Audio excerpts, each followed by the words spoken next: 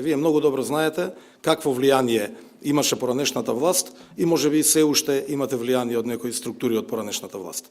Министрите оценуваат работа на медиум не доликува за едно демократско општество, вели претседателката на Советот за етика во медиумите Катарина Синадиновска.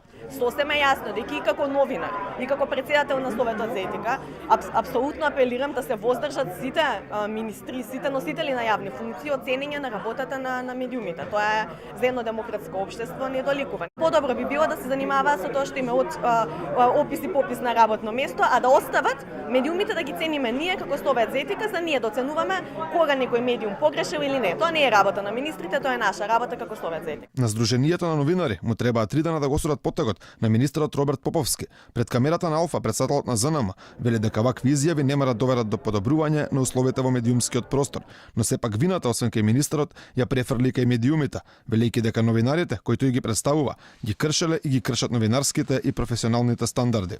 Видете, принципиелно министрите би требало да се воздржуваат од изјави кои може да бидат сватени како етикетација на одредени медиуми, без разлика за кои медиуми станува збор. Ние сме сведоци дека и во минатото и сега постојат медиуми кои што често знаат да ги кршат и новинарските и професионални стандарди, но вакви изјави повторно нема да доведат до подобрување на медиумскиот простор. Осуда за пораката на Роберт Поповски пристигна од Македонската асоциација на новинари. Недозволиво е министер во владата да ги квалификува медиумите на било каков начин, наместо да соработува со нив. Жалиме што оценката на Брисел нема да биде позитивна за состојбата во медиумите и соработката на владата, токму поради вакви случаи.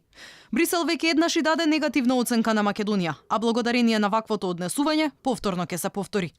Поповски не е единствениот функционер од власта кој во последните денови имаше проблематичен однос со медиумите и вице-премиерот Бујар Османи се закани со тужби до сите медиуми кои скандалот во ПИОМ го поврзуваат со функционери на ДУИ.